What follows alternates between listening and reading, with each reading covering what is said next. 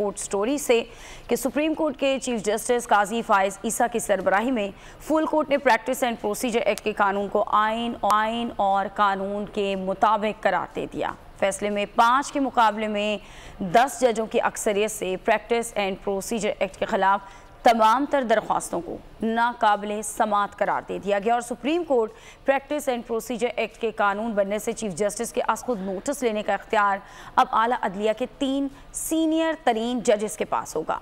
इस फैसले के तहत चीफ जस्टिस का खुद नोटिस का इख्तियार महदूद होगा।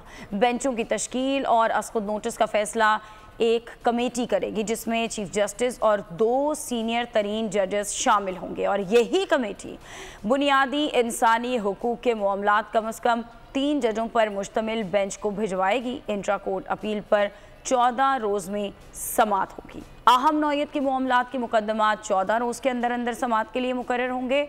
अदालत का ये कहना है कि पार्लियामेंट की तरफ से की जाने वाली कानून साजी अदालती मामलात में मुदाखलत नहीं है।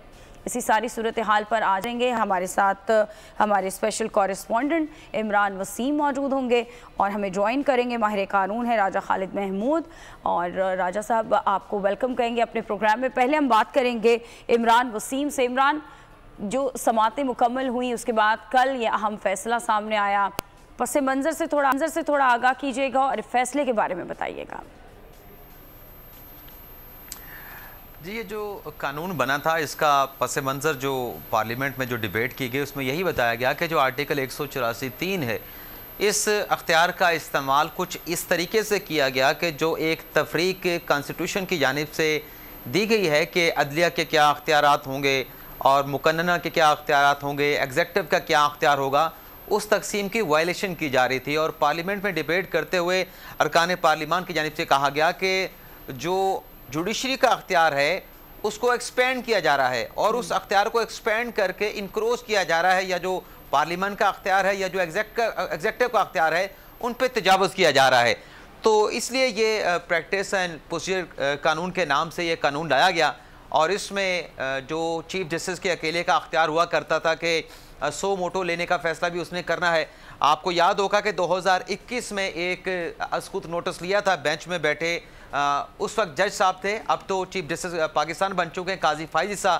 3 रुकनी बेंच ने एक नोटिस लिया था कुछ साफियों को हरासा करने के हवाले से, गिरफ्तारी करने के हवाले से, और उस नोटिस पर फिर अलहदा से एक और अस्कुत नोटिस में फिर फैसला डिक्लेयर किया गया था कि बेंच में बैठा कोई जज जो है वो खुद से अस्कुत नोटिस नहीं ले सकता। वो अगर किसी मामले का नोटिस लेगा तो वो रेफर किया जाएगा चीफ जस्टिस को। चीफ जस्टिस एब्सोल्यूट पावर रखता है, उसका डिस्क्रिशनरी अख्तियार है, वो फैसला करेगा कि इसके ऊपर अस्कुत नोटिस लेना है। और फिर बेंच बनाने के हवाले से भी एक और 7 रुकनी बेंच का फैसला है जिसमें कहा गया कि मास्टर ऑफ रोस्टर जो है वो चीफ जस्टिस का है, बेंचेस बनाने का अख्तियार उसका है। तो उसके बाद ये कानून आने से पहले, यानी इस अदालती फैसलों के बाद और कानून बनने से पहले, जो भी आर्टिकल 184(3) के दरखास्तें आई जो कि सुप्रीम कोर्ट का 100 मोटो का अख्तियार है या जो खुद नोटिस सुप्रीम कोर्ट की जानिब से लिए गए, उसमें जो बेंचेस तश्कील पाते थे, आपने खुद भी देखा होगा कि सोशल मीडिया पे लोग पहले बता देते थे, अभी केस की समात नहीं होती थी, पहली हेयरिंग नहीं होती थी, लोग बता देते थे कि ये जो बेंच बना है इनके नाम देखने के बाद 3-0 से फैसला आएगा, 3-1 से फैसला आएगा, अगर 5 रुकनी बेंच बना है तो 5-2 से या 5-0 से फैसला आएगा। तो ऐसे लोग पेश गोया नहीं दावे किया करते थे और फिर उनके दावों के मुताबिक ही फैसले भी आते थे। तो इस चीज़ को मद्देनजर रखते हुए फिर पार्लियामान ने एक कानून बनाया। इस कानून को फिर सुप्रीम कोर्ट में चैलेंज किया गया। पहले चीफ जस्टिस बंदियाल साहब ने इसके ऊपर 8 रुकनी लार्जर बेंच बनाया था। उस 8 रुकनी लार्जर बेंच ने इस कानून को बनने से पहले ही सस्पेंड कर दिया था। 13 अप्रैल को सस्पेंशन का ऑर्डर जारी किया गया और इस कानून को जो एक वजूद मिला, जो शक्ल मिली, वो 21 अप्रैल को मिली थी।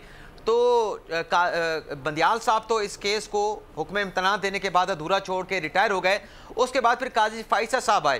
काजी फाइसा साहब ने शफाफियत के लिए फुल कोर्ट बना दिया कि ये कहना कि उस जज को क्यों नहीं शामिल किया गया, फलां जज क्यों शामिल हुआ है, 5 रुकनी बेंच क्यों बना है, 8 रुकनी क्यों नहीं बनाया गया। तो उन्होंने तमाम जज साहबान को बिठा दिया और जो कार्रवाई थी अदालती उसको भी टीवी पे लाइव दिखाने का उन्होंने कह दिया कि लाइव दिखाई जाए। तो उसके बाद फिर कल 5 समातों के बाद इस केस का फैसला भी सादिर फरमा दिया गया।